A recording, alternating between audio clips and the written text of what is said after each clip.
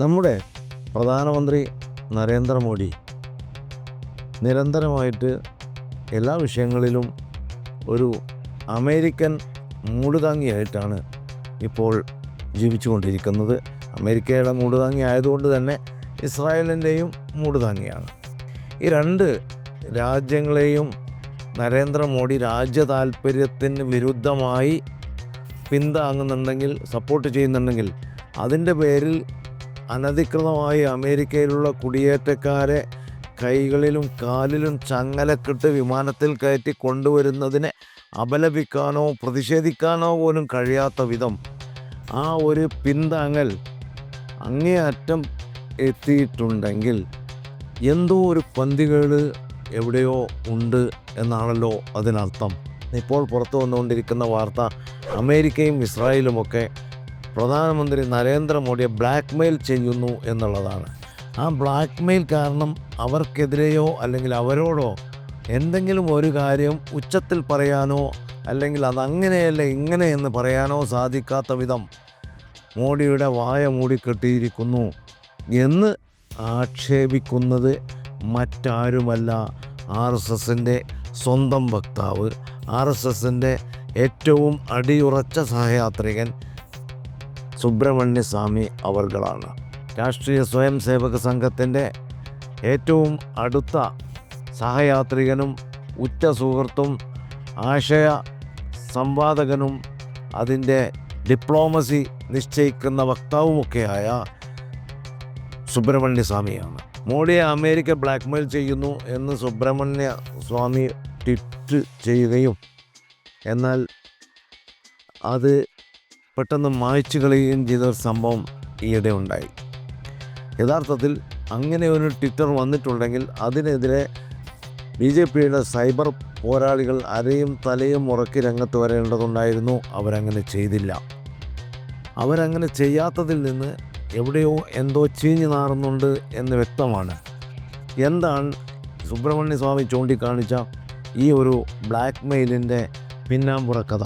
ഈയിടെ അമേരിക്കയിലും അതുപോലെ ലോകരാജ്യങ്ങളിലൊക്കെ വിവാദമായിട്ടുള്ള ജെഫ്രി എഡ്വേർഡ് എപ്സ്റ്റീൻ്റെ അപ്പോയിൻമെൻറ്റ് ഫയലുകൾ, അതായത് ആരാണ് ഈ എഡ്വേർഡ് എപ്സ്റ്റീൻ എന്ന് എല്ലാവർക്കും അറിയുമായിരിക്കും.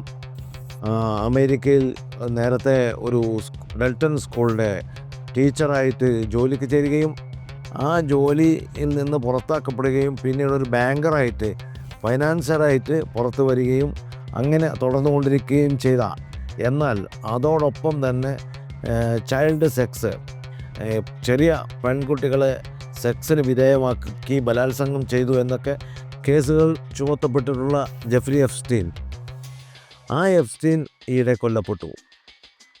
എങ്ങനെയാണ് കൊല്ലപ്പെട്ടത് എന്നത് ദുരൂഹമായിട്ട് ഇപ്പോഴും അവശേഷിക്കുന്നു. എന്നാൽ ജെഫ്രി എപ്സ്റ്റീനെ കുറിച്ചുള്ള കഥകളുണ്ട്. അദ്ദേഹം മൊസാദ് ചാരനായിരുന്നു. ഇസ്രായേൽ ചാരസംഘടനയായ മൊസാദിൻ്റെയും അമേരിക്കയുടെയും ചാരപ്പണി ഒരേ സമയത്ത് എടുത്തിരുന്ന ആളാണെന്നും ഇന്ത്യയെ അഥവാ മോഡിയെ ഇസ്രായേലുമായിട്ട് ബന്ധിപ്പിച്ചിരുന്നതും ഇസ്രായേൽ സന്ദർശിക്കുന്ന ആദ്യത്തെ പ്രധാനമന്ത്രിയായി മോഡി വാഴ്ത്തപ്പെട്ടതുമൊക്കെ ഈ ജെഫ്രി എപ്സ്റ്റീൻ്റെ പ്രവർത്തന ഫലമായിരുന്നു എന്നും രേഖകൾ പുറത്തു വരികയുണ്ടായി. എന്നാൽ എപ്സ്റ്റീൻ്റെ ഫയലുകളിൽ നരേന്ദ്രമോദിയുടെ പേരും ഉണ്ട് എന്ന അഭ്യൂഹം പരന്നിരിക്കുകയാണ്. അഭ്യൂഹം മാത്രമല്ല, മോഡിയുടെ ഏറ്റവും അടുത്ത വ്യക്തിയായ മുൻ കേന്ദ്ര ഭവന നിർമ്മാണ മന്ത്രി, ക്യാബിനറ്റ് മന്ത്രി ഹർദീപ് പുരിയുടെ പേര് അതിലുണ്ട് എന്ന് തീർച്ചപ്പെടുകയും ചെയ്തിട്ടുണ്ട്. ഹർദീപ് പുരി വിവാഹം ചെയ്തിട്ടില്ല, കുത്തഴിഞ്ഞ ലൈംഗിക ജീവിതമാണ് നയിച്ചിരുന്നത് ഈ വിദേശ രാജ്യങ്ങളിലൊക്കെ തന്നെ. ഇവർ പലതരം ലൈംഗിക അഴിഞ്ഞാട്ടങ്ങൾ നടത്തുന്നതിൻ്റെ ഫോട്ടോ എപ്സ്റ്റീൻ ഫയലുകളിൽ ഉണ്ട് എന്നും പുറത്തു വന്നിട്ടുള്ള വിവരമാണ്. അത് രണ്ടും പറഞ്ഞുകൊണ്ടാണ് വലിയ ഭൂകമ്പം ഇന്ത്യയിൽ സംഭവിക്കും എന്ന് സുബ്രഹ്മണ്യ സ്വാമി മുന്നറിയിപ്പ് നൽകിയത്. പക്ഷേ അദ്ദേഹം നിശബ്ദരാക്കപ്പെട്ടിട്ടുണ്ട്. അദ്ദേഹത്തെക്കുറിച്ച് ഇപ്പോൾ വിവരമില്ലാതാവുകയും ചെയ്തിട്ടുണ്ട്.